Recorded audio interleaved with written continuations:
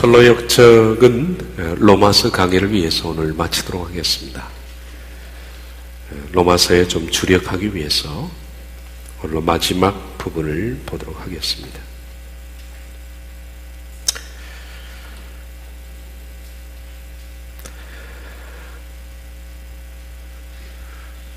마지막 부분이 참 영광스럽습니다. 순례자들이 가려고 하는 거룩한 성이 한눈에 들어왔다. 순례자들은 빛나는 옷을 입은 이들과 하늘나라의 영광에 관한 이야기를 나누고 있었다. 천사들은 그곳의 아름다움과 영광은 말로 표현할 수 없노라고 했다. 시온산과 하늘의 예루살렘, 헤아릴 수 없는 많은 천사들, 완전하게 된 의인들의 영이 그곳에 있습니다. 그곳에 가면 흰옷을 입게 됩니다. 세상에 머무는 동안 보았던 슬픔, 질병, 고통, 죽음은 다시는 보지 못할 것입니다. 이전 것들이 다 사라져버렸기 때문입니다. 그동안 수고한 데 대한 위로를 받고 슬픔 대신 기쁨을 누립니다. 이 나라까지 오면서 뿌린 씨앗, 그러니까 기도와 눈물, 고통의 열매를 거두게 될 것입니다. 전능하신 분의 모습을 보고 기뻐하며 그분의 음성을 듣고 감격할 것입니다. 두 분보다 먼 앞서간 친구들을 다시 만나러 한편 뒤따라 거룩한 땅에 도착하는 이들을 영접하게 됩니다. 영광과 전기의 옷을 입고 영광의 왕과 더불어 마차에 오를 것입니다. 하나님이 구름 가운데에서 우렁찬 나팔 소리와 함께 바람 날개를 타고 세상에 내려오실 때 여러분도 동행할 것입니다. 주님이 심판보좌에 오르실 때 두 분도 그 곁에 앉게 될 것입니다. 그분이 천사든 인간이든 불의한 일꾼들을 재판하실 때 여러분도 함께 판결을 내립니다. 저들이 주님의 원수인 동시에 여러분의 적이기 때문입니다. 아울러 왕의 왕께서 나팔 소리와 더불어 거룩한 성으로 돌아오실 때 두 분도 같이 복귀해서 영원히 그분 곁에 머물게 될 것입니다. 성문으로 다가가자 수많은 하늘나라 백성들이 마중을 나왔다. 순례자들과 동행했던 빛나는 옷을 입은 천사들이 무리를 향해 말했다. 세상에 사는 동안 주님을 사랑했으며 그 거룩한 이름을 위해 모든 것을 버린 이들입니다. 하나님은 이 순례자들을 데려오라고 명령하셨습니다. 그래서 이 두 사람이 기쁨으로 구속자의 얼굴을 뵙기를 꿈꾸던 바로 그것으로 안내해 온 것입니다. 설명을 들은 하늘나라 백성들은 큰 소리로 외쳤다. 어린 양의 혼인잔치에 청함을 받은 자들은 복이 있도다.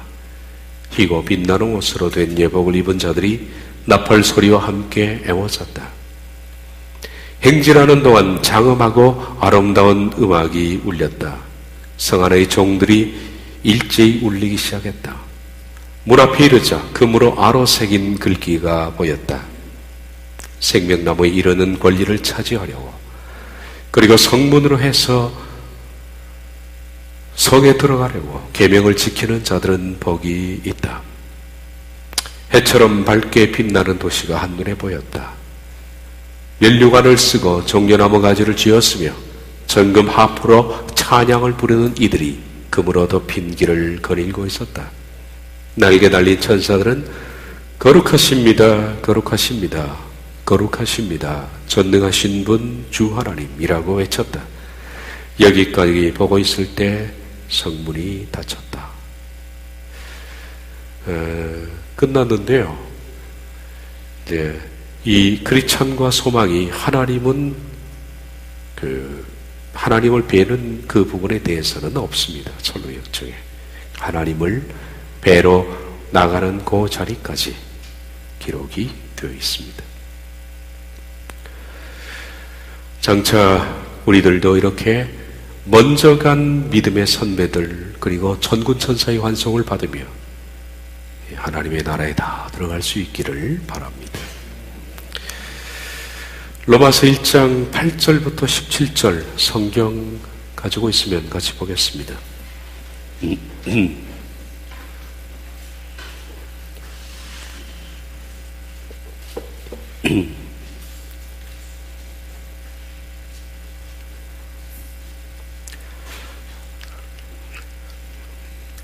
8절에서 17절 같이 읽겠습니다.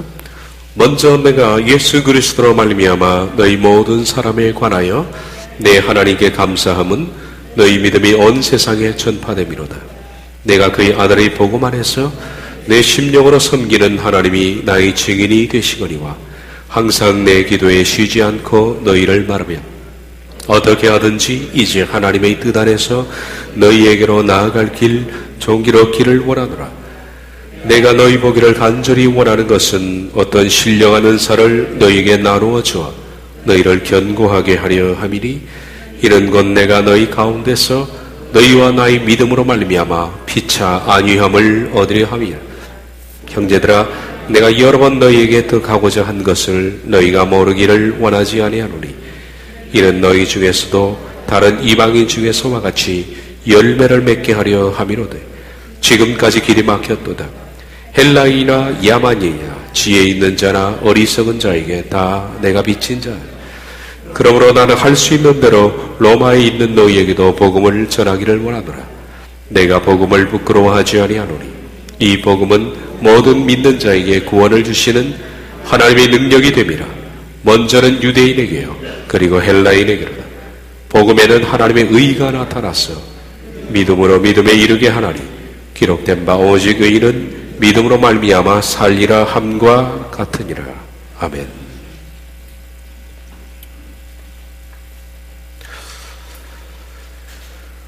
로마서 17절 1장 17절까지는 서론입니다. 그리고 다음 시간부터 로마서 이제 본론적인 말씀을 보겠습니다. 방금 이 말씀을 먼저 직역 부분을 보겠습니다. 먼저 나는 여러분 모두에 대하여 예수 그리스도를 통해 나의 하나님께 감사합니다. 왜냐하면 여러분들의 믿음이 온 세상 안에 선포되어지고 있기 때문입니다. 내가 나의 영 안에서 그분의 아들의 복음 안에서 섬기는 하나님이 진실로 나의 증인이십니다. 나는 끊임없이 여러분들을 말합니다. 항상 나의 기도들에 탄원하면서 지금 같아서라면 하나님의 뜻 안에서 여러분들에게 가는 것이 최종적으로 잘 될 것입니다. 내가 여러분들을 보기를 진실로 소원하는 것은 여러분들이 견고하게 되게 하기 위하여 어떤 영적인 선물들을 나누어 주기 위해서입니다. 그것을 통하여 나와 여러분들의 믿음이 서로 격려받도록 하기 위함입니다. 결코 여러분들이 모르기를 원치 않습니다. 형제들이여, 내가 여러 번 가기를 결정했습니다만 지금까지 방해를 받았습니다. 이는 내가 이방인들 중에서처럼 여러분들 가운데서도 역시 어떤 열매를 소유하기 위해서입니다. 헬라인들에게와 야만인들에게, 지혜자들과 어리석은 자들에게 나는 채무자입니다. 이와 같이 나를 통하여 로마에 있는 여러분들에게 복음을 전하기를 간절히 원합니다. 나는 정말 복음을 부끄러워하지 않습니다. 왜냐하면 그것은 믿는 모든 자들에게 구원을 향하게 하는 하나님의 능력이기 때문입니다. 먼저는 유대인에게와 그리고 헬라인에게. 왜냐하면 그것 안에 하나님의 의가 계시되어 있기 때문입니다. 믿음으로부터 믿음을 향하는, 기록되어 왔던 것처럼, 그러나 의로운 자는 믿음으로부터 살게 될 것이다. 우리가 지난 시간 7절까지 나는 누구인가 하는 것을 봤습니다. 이것을 정체성에 대한 질문이다 그랬습니다. 사도 바울의 정체성에, 복음을 전하기 전에 사도 바울은 스스로에게 질문을 던지고 그리고 답을 합니다. 나는 누구인가? 나는 누구인가? 이 질문은 바울이 하나님 앞에서의 자기 자신의 관계적인 질문입니다. 하나님 앞에서 나는 누구인가? 이런 질문, 이 정체성에 관한 질문은 우리도 역시 던져야 할 질문 중에 하나일 겁니다. 나는 누구인가? 나는 하나님 앞에 어떤 존재인가? 이 정체성을 망각하면 우린 삶의 방향을 잃어버립니다. 감각적으로 나아가고 삶의 부는 바람에 의해서 좌지우지됩니다. 정체성이 분명하면 마치 나침반과 같아서 우리가 삶에 흔들리지 않습니다. 나는 왜 이 땅에 존재하는가? 바울은 이 질문에 대해서 앞서 7절까지 세 가지로 대답을 했다고 했습니다. 나는 누구인가? 첫째, 나는 노예다. 그리스도의 노예다. 두 번째, 나는 사도다. 세 번째, 나는 전령이다. 지난 시간에 봤던 말씀입니다.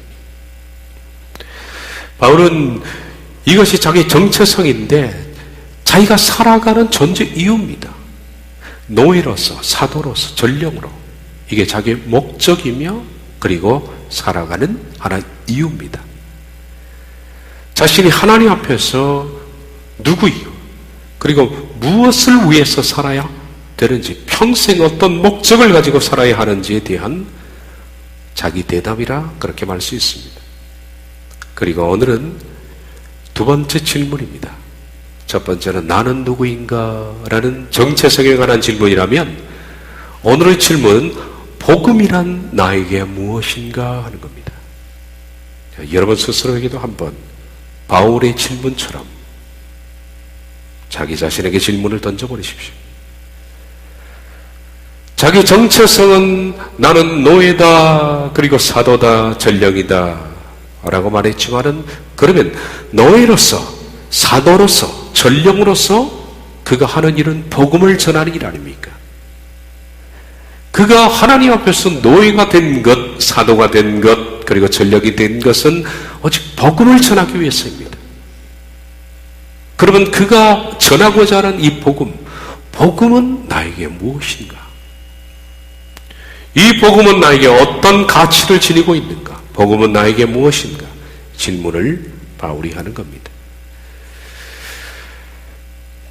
복음은 나에게 어떤 의미를 가지고 있고 복음은 나에게 어떤 가치를 가지고 있는가? 이것에 대한 그의 대답은 다음과 같습니다.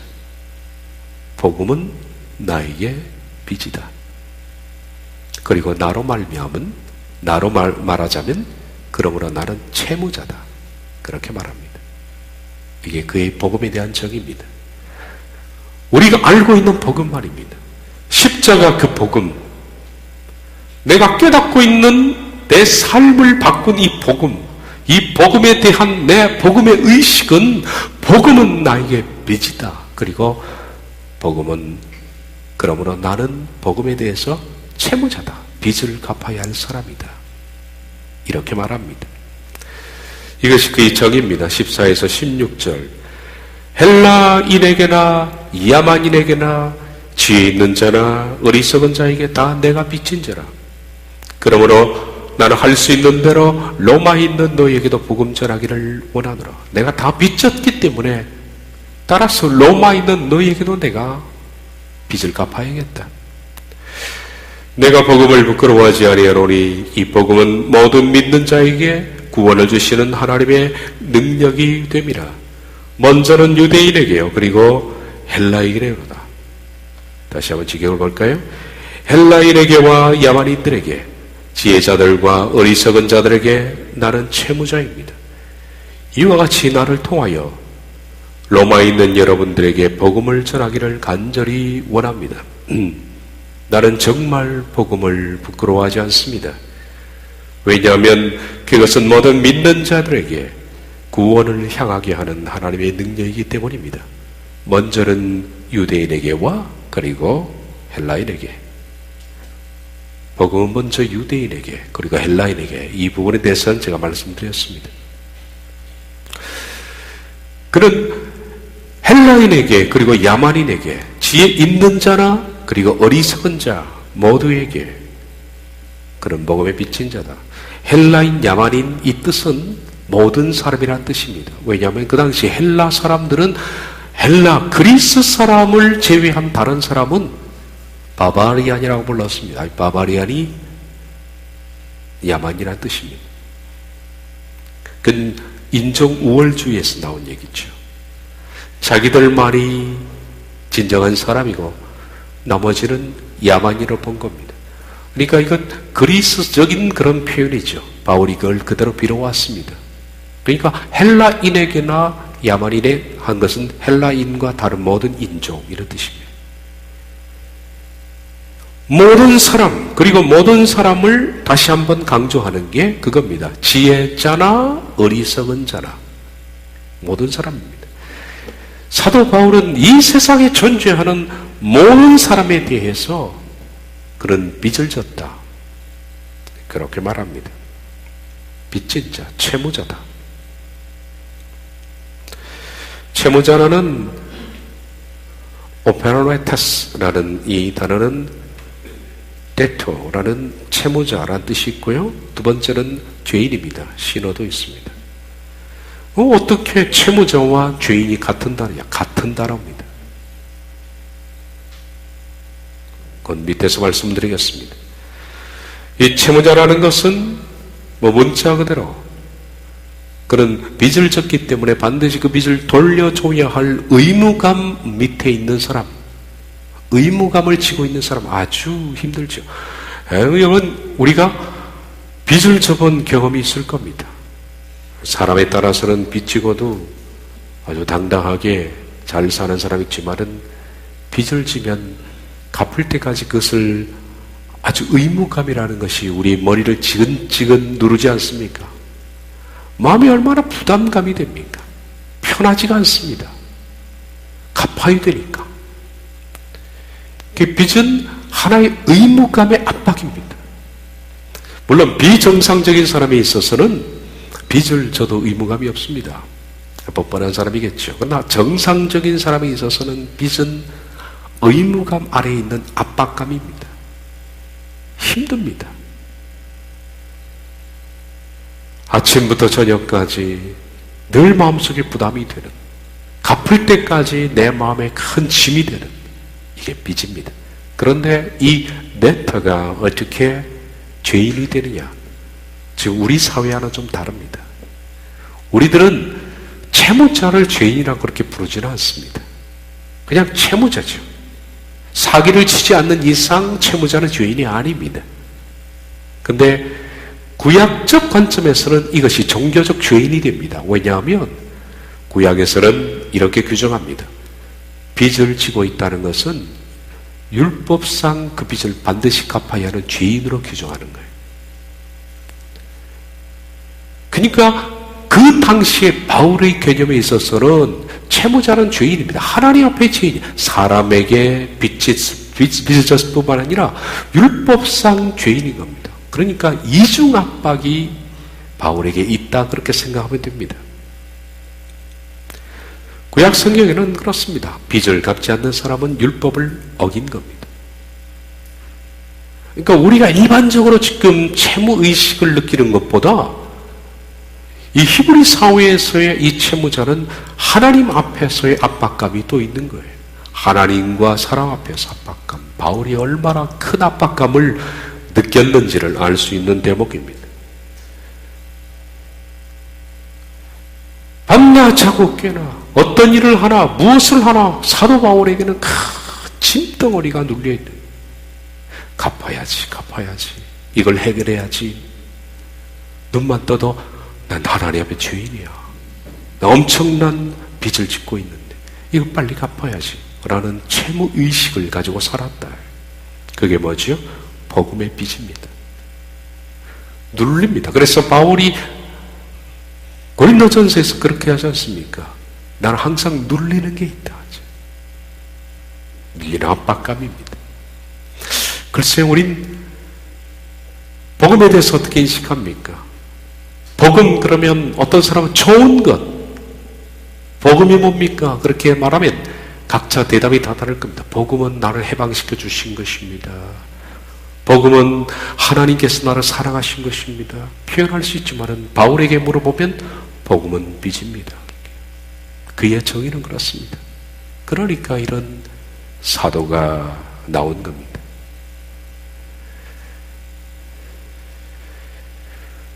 복음의 빚, 이것은 하나님께로부터 받은 바울의 사명이기도 합니다. 하나님께서 바울에게 이 사람은 이방인을 위해서 내가 택한 나의 그릇이다, 그렇기 때문에 그 사명입니다. 그리고 또한 바울은 어떤 생각을 가지고 있습니까? 옛날 바울이 하나님을 몰랐을 때 하나님의 사람인 스데반 집사를 죽이는데 앞장서지 않았습니까? 제일 먼저 바울이 돌을 던졌습니다. 내가 책임지겠다는 것이거든요.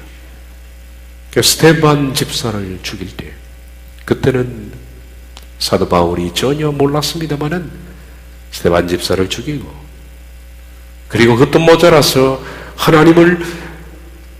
예수님을 따르는 사람들을 죽이기 위해서 공문을 받아서 다메섹으로 뛰쳐 올라갔던 그 사람입니다. 그런 사람을 용서해 주신 그 하나님에 대한 부담감, 우린 용서에 대한 부담감, 이게 별로 없어요. 하나님께서 나를 용서해 주셨다, 나 좋다, 이거예요. 근데 실은 부담감 아닙니까? 엄청난 빚을 탕감받은 것에 대한 부담감, 이거 정말 마땅히 있어야 될 부담감입니다. 이 부담감이 없으면 방정이라 그렇게 부릅니다. 마태복음에 나오는 1만 달란트 빚진 자처럼 60조 원에 해당하는 엄청난 빚을 탕감받았습니다. 그런데 이 사람은 탕감받았다는 기쁨은 있는데 뭐가 없을까요? 부담감이 없습니다. 그 어마어마한 빚을 탕감해 주었다니 거기에 대한 압박감, 부담감은 없어요. 그냥 좋다는 것밖에 없어요. 그러다 보니까 자기에게 100만 원 빚진 사람 목을 비틀어 자지 않습니까? 100데나리온이면 1000만 원입니까? 1000만 원 빚진 사람 목을 비틀어 잡지 않습니까? 우린 복음으로 내가 구원의 길을 발견하고 걸어가고 있다면 우린 복음 때문에 나의 죄를 사할 길을 열어주신 것에 대한 엄청난 그 용서에 대한 부담감이 복음에 있어야 됩니다. 당연히. 나를 이렇게 용서해 주시다니, 이렇게 나를 사해 주시다니 라는 그 압박감, 부담감, 거룩한 부담감이라 그렇게 부르죠. 갈보리에서 나를 대속하신 그 사랑의 부담감, 성도가 너무 이게 없어요, 오늘날에. 디모데전서 1장 12에서 17절 바울이 이렇게 말합니다. 나는 나에게 능력을 주셔서 내가 맡은 일을 하게 하시는 그리스도 예수 우리 주님께 감사합니다. 그것은 주께서 나를 신실하게 여기셔서 그분을 섬기는 이 직분을 맡겨주셨기 때문입니다. 내가 전에는 회방자요 박해자요 폭행자였습니다. 그러나 그러한 행동은 내가 믿지 않을 때 알지 못하고 한 것이므로 하나님께서 나에게 자비를 베푸셨습니다. 우리 주께서 나에게 은혜를 넘치게 부어주셔서 그리스도 예수 안에서 얻는 믿음과 사랑을 누리게 하셨습니다. 그리스도 예수께서 죄인을 구원하시려고 세상에 오셨다 하는 이 말씀은 믿음직한 말씀이고 모든 사람이 받아들일 만한 말씀입니다. 나는 죄인의 괴수입니다. 이 죄인의 괴수라는 이 뜻은요, 프로토스 에이미 하말토스라는 뜻입니다. 프로토스라는 게 퍼스트라는 뜻입니다. 첫 번째, 약간 의역을 하면 이겁니다. 죄인 나오라 그러면 내가 먼저 뛰어나가겠다는 얘기입니다. 하나님께서 죄인 나오라 그러면 퍼스트, 내가 먼저 뛰어나가겠습니다. 그러나 하나님께서는 나에게 자비를 베푸셨습니다. 그것은 그리스도 예수께서 먼저 나에게 끝없이 참아주심을 보이셔서 앞으로 예수를 믿고 영원한 생명을 얻으려고 하는 사람들의 번복이로 삼으리 하신 것입니다. 영원하신 왕, 곧 없어지지 않고 보이지 않는 오직 한 분이신 하나님께 존귀와 영광이 영원 무궁토록 하도록 있기를 빕니다. 바울의 고백입니다. 늘 그는 죄인 나오라 그러면 맨 먼저 뛰어나갈 그런 마음을 갖고 산 사람, 그런 엄청난 죄를 지은 나를 용서해 주신, 내가 전에는 핍박자여 포행자여 박해자였다. 그런데 하나님이 나에게 이런 자비를 베푸셨다는 겁니다. 이것이 사도 바울이 가지고 있는 부담감입니다. 부담감. 하나님의 사람들은 이런 부담감이 없어서 문제입니다. 너무 편해서 문제입니다. 십자가의 용서를 받은 것에 대해서 너무 편해서 문제입니다. 그게 문제 아닙니까? 왜 우리들은 이런 부담감을 갖지를 못할까요? 바울을 평생 움직이게 했던 원동력이 이런 채무의식이었습니다. 십자가의 자각 때문에. 그런데 채무의식은 바울에게만 있는 것이 아니라 예수님에게도 있었습니다. 예수님께서는 십자가에서 마지막 7번째 가운데 6번째죠. 다 이루었다. 그렇게 외치셨습니다. 아주 속 시원한 예수님의 고백이었습니다. 데텔로스타이는 내가 빚을 다 갚았다라는 뜻입니다. 이제서야 빚을 다 갚았다. 예수님께서는 평생 채무의식을 가지고 사셨습니다. 누구에게? 하나님 앞에. 성부 하나님 앞에 누르는 그 채무의식. 바울에게만 있는 게 아니라 예수님에게도 있었다. 그분은 평소에 이렇게 말씀했습니다. 누가복음 12장 50절 나는 받을 세례가 있으니 그것이 이루어지기까지 나의 답답함이 어떠하겠느냐. 받을 세례라는 것은 십자가의 죽음을 의미하거든요. 이건 내가 큰 부담감이야. 내가 죽기까지 이것이 끝까지 나를 누르는데 그것이 나의 마음의 답답함이다 그랬어요. 답답함이라는 슈레코우라는 이 단어는 고통으로 각 방향에 압박감이 오다라는 뜻입니다. 한두 군데가 아닙니다. 전방위적인 압박감, 고통이 누르는 거예요. 그러니까 예수님이 이 땅에 사시는 동안에 십자가에서 이 세례, 죽음을 당하시는 그때까지 계속적으로 그분에게 고통으로 압박감으로 눌렀던 게 뭡니까? 대속의 고통입니다. 그것을 십자가에서 운명하시기 바로 직전에 그분은 속 시원하게 이제야 빚을 다 갚았다. 이게 채무의식입니다.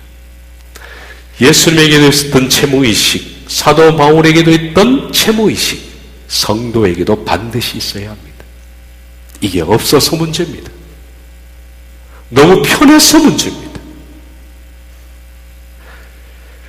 바울은 지치지 않고 평생 동안에 그렇게 왕성한 활동으로 달려갈 수 있었던 바울의 근거가 바울이 체력이 좋아서 그런 게 아니고 바울은 타고 태어난 사람이 아니라 이 채무의식 때문에 그가 달려갔다라고 말할 수 있습니다. 바울은 만약에 자기가 이 빚을 갚지 않는다면 자기에게 화가 있을 것이라고 말할 정도였습니다. 고린도전서 9장 16절 내가 복음을 전할지라도 자랑할 것이 없으면 내가 부득불 할림이라 만일 복음을 전하지 아니하면 내게 화가 있을 것이로다. 그는 화가 있을 것이다 이렇게 말합니다. 바울이 이 빚을 갚기 위해서 평소 계속적으로 해왔던 것이 있습니다. 오늘 본문을 보면 첫 번째, 끊임없이 그는 기도했다. 채무의식 때문에 바울이 했던 것은 끊임없는 기도입니다. 끊임없는 기도. 그 끊임없는 기도라는 것은 바울이 복음을 전하기 위해서 그 대상자를 놓고 기도하는 겁니다. 9절에 12절 내가 그의 아들의 복음 안에서 내 심령으로 섬기는 하나님이 나의 증인이 되시거니와 항상 내 기도에 쉬지 않고 너희를 말하며 어떻게 하든지 이제 하나님의 뜻 안에서 너희에게 나아갈 좋은 길을 얻기를 구하노라. 내가 너희 보기를 간절히 원하는 것은 어떤 신령한 은사를 너희에게 나누어 주어 너희로 견고하게 하려 함이니 이런 건 내가 너희 가운데서와 너희와 나의 믿음으로 말미암아 비차리함을 얻으려 함이라. 내가 나 영 안에서 그분의 아들의 복음 안에서 섬기는 하나님이 진실로 나의 증인이십니다. 나는 끊임없이 여러분들 말합니다. 이 말은 누구에게 말했을까요? 하나님께 말했겠죠. 바울이 끊임없이 하나님께 로마인들에 대해서 말합니다. 하나님 로마인들을 구원해 주세요. 로마의 복음이 들어가게 해주세요. 제가 그들을 만나야겠습니다. 끊임없이 말합니다. 내가 그렇게 끊임없이 말했다는 것은 하나님이 아십니다. 그리하시 말하는 것이 어떻다고? 항상 나의 기도들에 탄원하면서 기도하면서 말했다. 그렇게 오랫동안에 탄원하며 기도했더니 지금 같아서라면 하나님의 뜻 안에서 여러분들에게 가는 것이 최종적으로 잘 될 것 같습니다. 길이 조금씩 열어지고 있는 것 같아 라고 말합니다. 바울이 끊임없이 기도했더니 로마에 갈 수 있는 길이 열어지고 있다. 이렇게 되는 것을 봐서는 잘 될 것 같아. 바울이 그렇게 말합니다. 내가 여러분들을 보기를 진실로 소원하는 것은 여러분들이 견고하게 되기 위하여 어떤 영적인 선물들을 나누어 주기 위해서입니다. 영적인 선물이 뭐냐? 복음을 나눠주는 거겠죠. 보다 깊은 말씀의 뜻을 그들에게 가르치는 것입니다. 그것을 통하여 나와 여러분들의 믿음이 서로 격려받도록 하기 위함입니다. 복음을 나누면 나도 힘을 얻고 복음을 전하는 자도 힘을 얻고 그리고 복음을 받는 자도 힘을 얻는.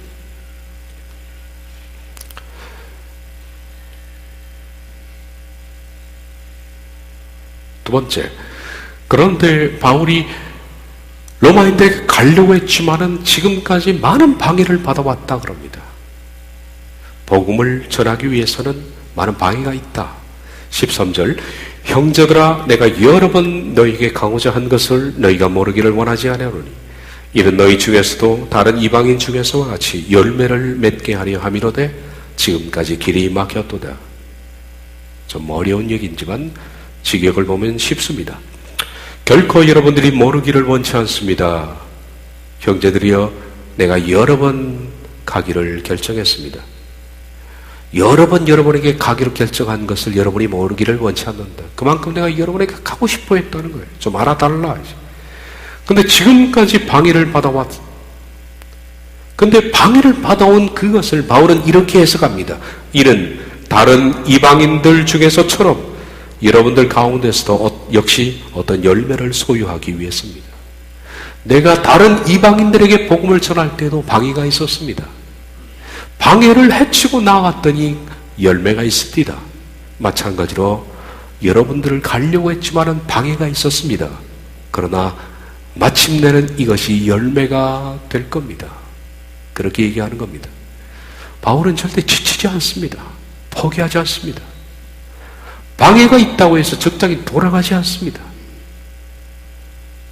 그럼 끝까지 하고자 합니다. 끝까지 복음을 전하고자 합니다. 그리고 계속적으로 하나님께 말을 하고 탄원 기도를 합니다. 지금 같아서라면 길이 조금 벌린 것 같습니다.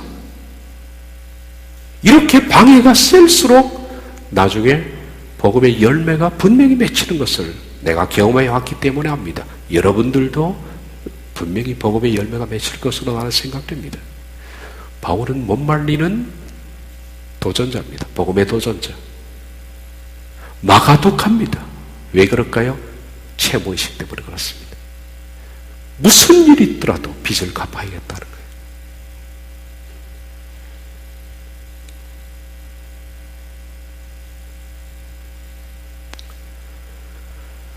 그러면 바울이 도대체 채무의식을 가지고 있는 복음은 뭔가? 복음에 대한 정의가 그 다음에 나옵니다. 복음을 통해서 죄인이 의인이 되기 때문입니다. 그래서 바울은 이 복음을 목숨 걸고 전하고자 한다. 로마서 1장 17절은 첫 시간 말씀드린 것처럼 로마서 전체의 주제입니다.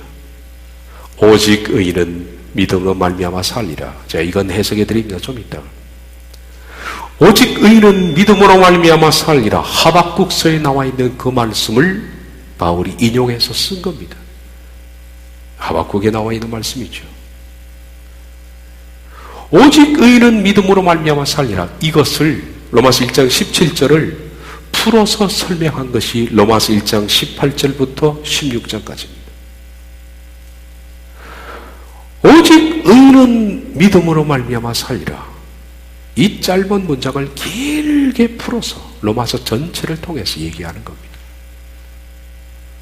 그러므로 다음 시간부터는 이제 우리 로마서에 오직 의인은 믿음으로 말미암아 살리라. 이 위대한 선언을 아주 세밀하게 우리 디테일하게 보게 될 겁니다. 복음에는 하나님의 의가 나타나서 믿음으로 믿음에 이르게 하나니 기록된 바 오직 의인은 믿음으로 말미암아 살리라 함과 같으니라. 왜냐하면 복음 안에 하나님의 의가 계시되어 있기 때문입니다. 믿음으로부터 믿음을 향하는, 이게 의입니다. 하나님의 의가 뭘까요? 믿음으로부터 믿음을 향하는 겁니다. 이 자체가 의입니다. 그러니까 믿음으로부터 믿음을 향하는 이 과정을 통해서 전 과정을 하나님이 의라 그렇게 부릅니다. 그리고 그것을 행하는 사람을 의인이라 그렇게 부릅니다. 기록되어 왔던 것처럼 그러나 의로운 자는 믿음으로부터 살게 될 것이다. 내용이 뭘까요? 보겠습니다. 복음 안에는 하나님의 의가 계시되어 있습니다. 다른 데 없습니다. 오직 복음 안에만 있습니다.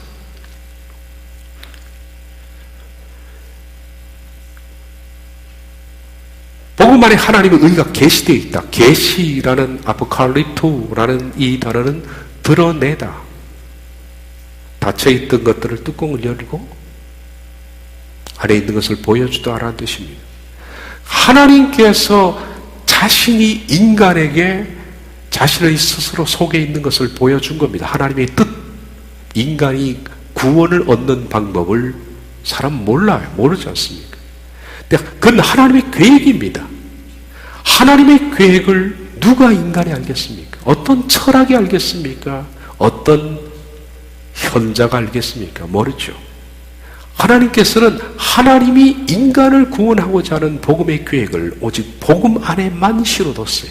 그래서 복음 안을 보면 하나님께서 인간에게 그것을 드러낸 계시가 있다. 복음의 계시.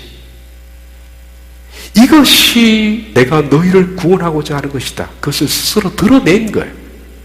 이것이 복음 안에 있는 계시입니다. 그러면 복음 안에 계시된 구원은 어떤 걸까요? 인간이 의인이 되는 것, 의인이 되어야만 천국 가잖아요. 의인이 되는 그 복음 안에 계시된 그 노하우는 이겁니다. 믿음으로부터 믿음을 향하는. 우리 한글 성경에는 믿음으로 믿음에 이르게 하는 이렇게 되어 있죠.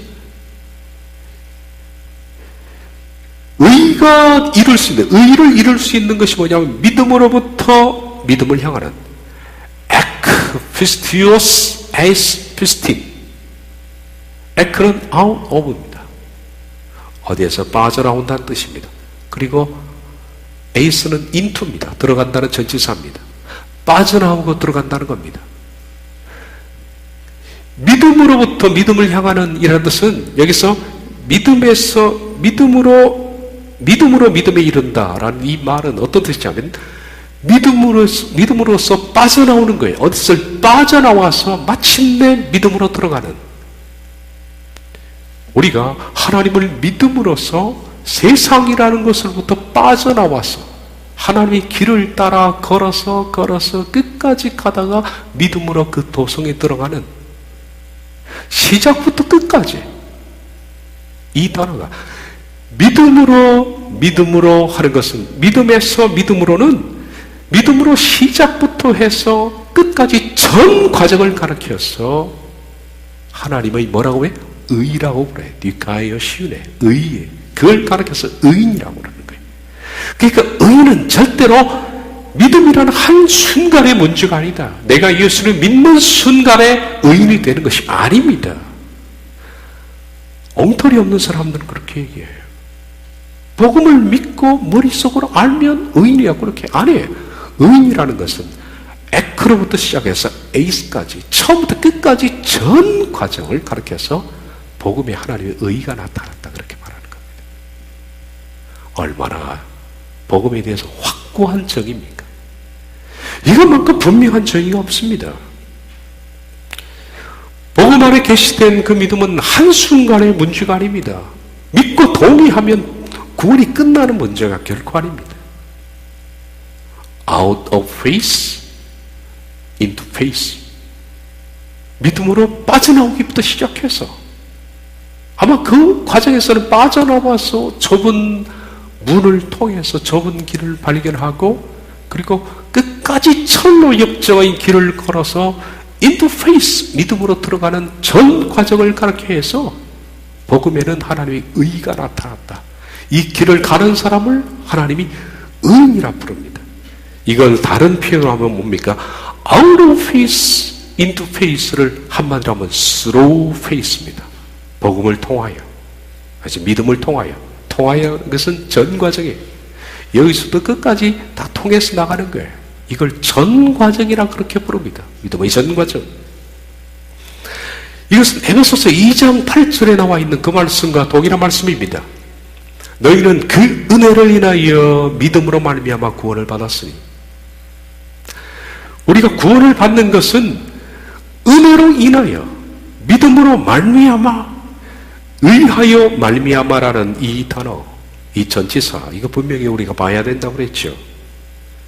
개인적인 성경에는 by grace, 의하여, by, 말미암아 through faith, 은혜로 말미암아 믿음을 통하여, 이렇게 되어 있습니다.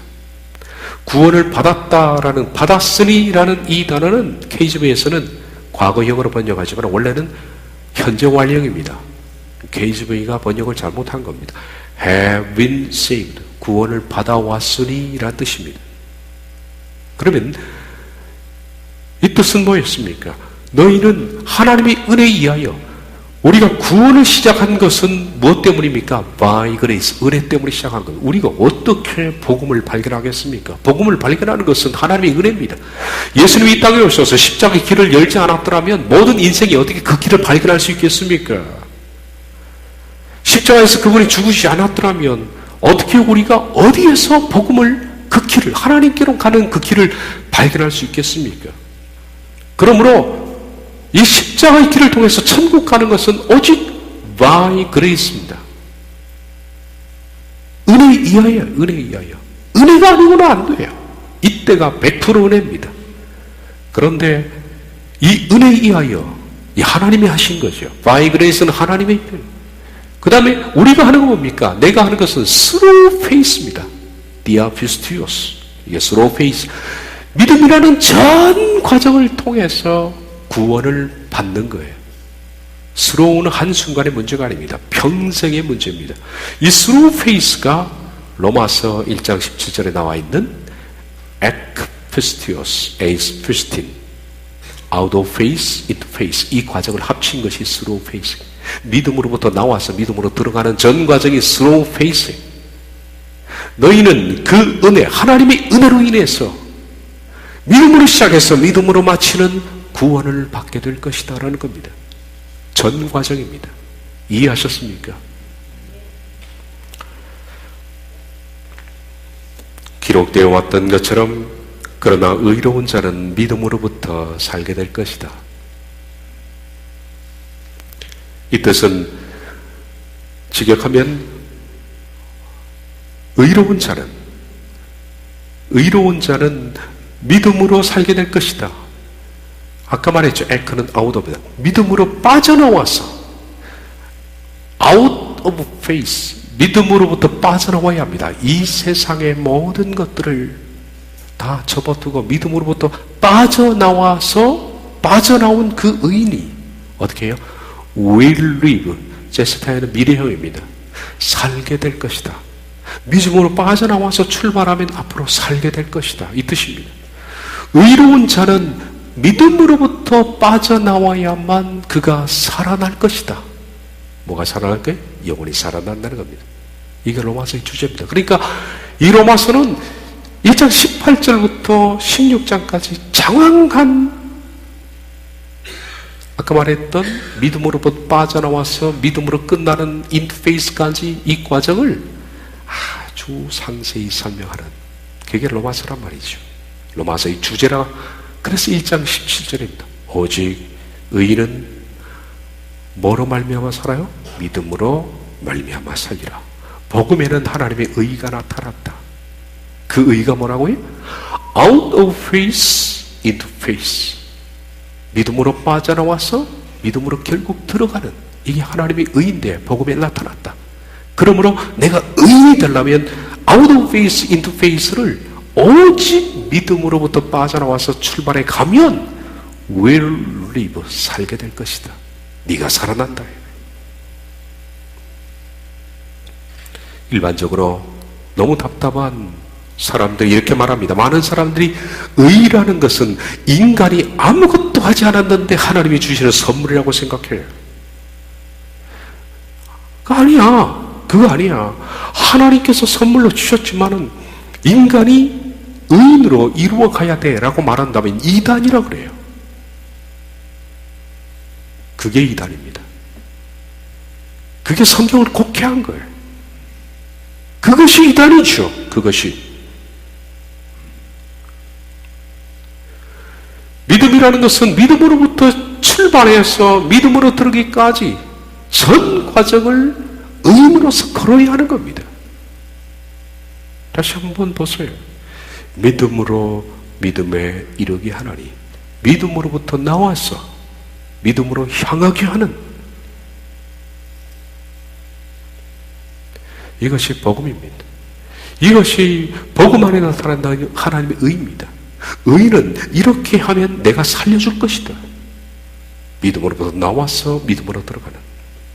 그러면 사람들은 그렇게 말합니다. 믿음이라는 것이 주어가 누굴까요? 누가 믿는다는 겁니까? 하나님이 주어입니까? 믿음으로부터 믿음을 향하는 하나님이 주어일까요? 하나님이 믿음으로부터 믿음을 향할까요? 뭘 하나님 믿습니까? 하나님 믿는 게 아니죠. 믿는 거는 우리가 하는 일이죠. 우리가 믿는 거예요. 근데 어떤 사람들은 믿음이라 내가 믿어야 할 부분까지도 하나님께 떠넘깁니다. 하나님이 다 하셨대요. 십자가에서 전부. 그런데 성경에는 뭐랍니까? 네가 믿으라고 그러잖아요. 주 예수를 믿으라. 그리하면 네가 구원을 받을 것이다. 누가 믿어요? 하나님 믿으라고요? 주 예수를 하나님 믿으라고요? 누가 믿어요? 내가 믿는 거 아니에요. 내가. 네가 믿느냐 그랬잖아요. 네가 믿느냐? 하나님 믿습니까? 내가 믿느냐?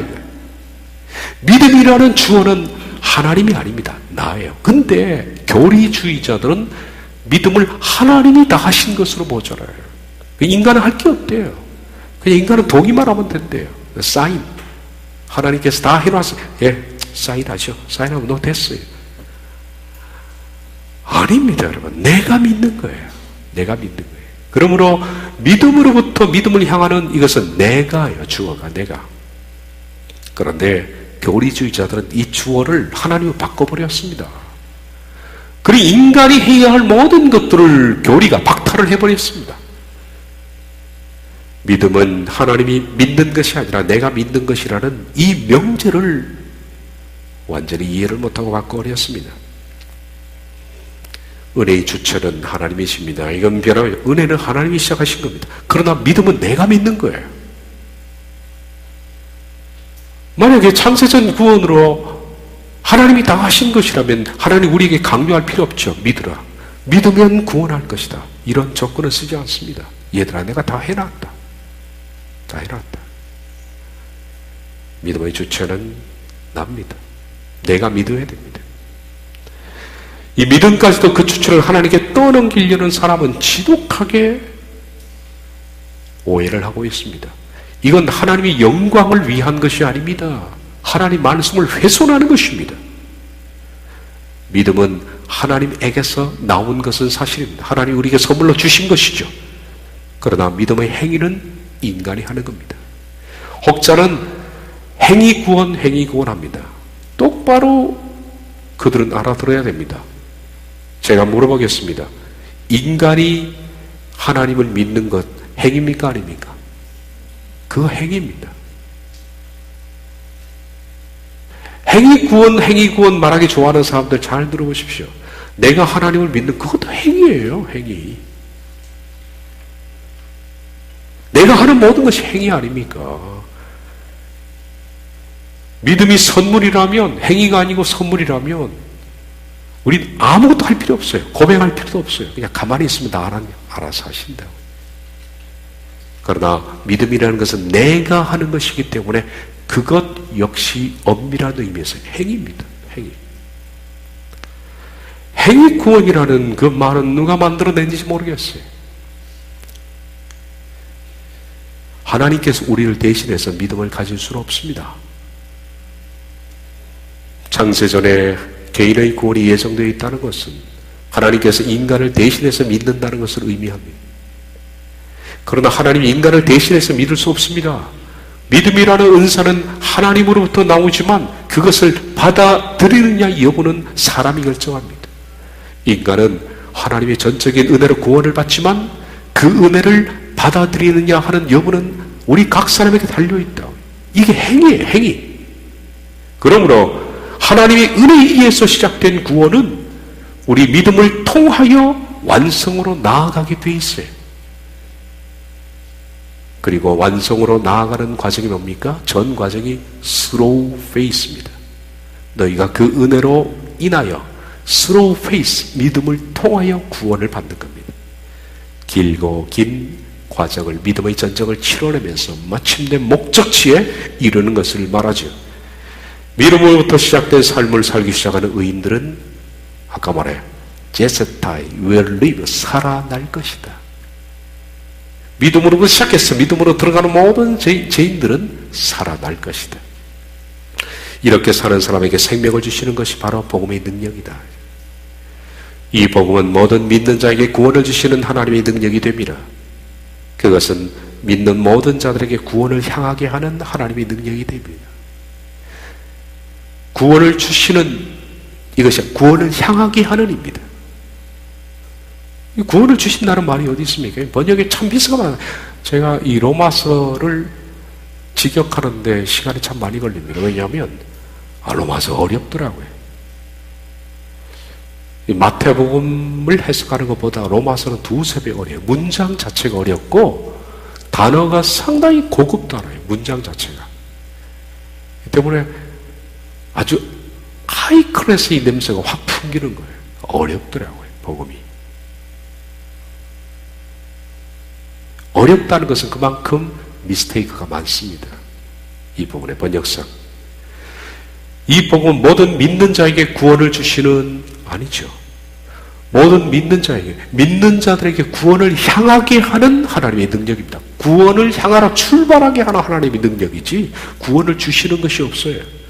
여기 원문을 보면 주신다는 말 하나도 없잖아요. 주신다 이걸 갖다 에이스 소토리안, 이것이 에이스는 아까 into거든요. into salvation, 구원을 향하게 하는, 구원으로 들어가게 하는 하나님의 능력입니다. 구원을 향하게 하는 능력, 우리를 하여금 구원의 길을 가게 하는 능력, 그게 복음입니다. 바울은 이 복음에 대해서 그런 채무자라 그렇게 말합니다. 말씀을 마칩니다. 앞으로 이제 우리 로마서 1장 17절은 주제로서 계속 다뤄나가기 때문에 그 시간 되면 더 자세히 설명을 해드리겠습니다. 영광의 문이라는 책에서 엘리자벳 엘리엇은 이렇게 말합니다. 내 자녀를 바쳐 영광의 메시지를 전하게 하라. 내 재물을 바쳐 자녀의 길을 신속하게 하라. 내 영혼을 바쳐 자녀의 승리를 위해 기도하라. 내가 바친 모든 것을 예수께서 갚아 주시리라. 복음은 나에게는 뭘까요? 여러분은 뭡니까? 복음은 제게 빚입니다. 여러분 때도 빚인 거로 그렇게 생각됩니다. 우리에게 빚입니다. 갚아야 할 빚입니다. 그 빚이라는 그 마음 때문에, 그 채무의식 때문에 저도 말씀 앞에 서는 것이고, 말씀에 시간을 바치는 것이고, 나의 삶을 바치는 것이 채무의식입니다. 바울에 비교할 수 있겠습니까마는 그래도 작은 채무의식이 말씀 앞에 머물러 있게 만드는 원동력이 되죠. 복음의 채무의식을 우리 모두가 가졌으면 좋겠습니다. 기도하겠습니다.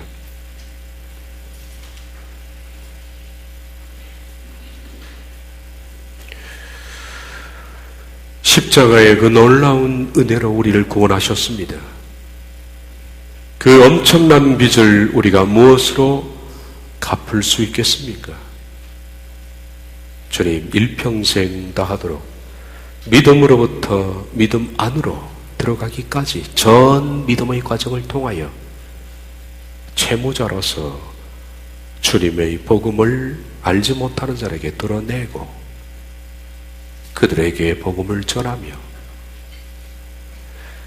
복음 안에서 사는 우리 모두가 되게 주옵소서. 예수님의 이름으로 기도하옵나이다. 아멘.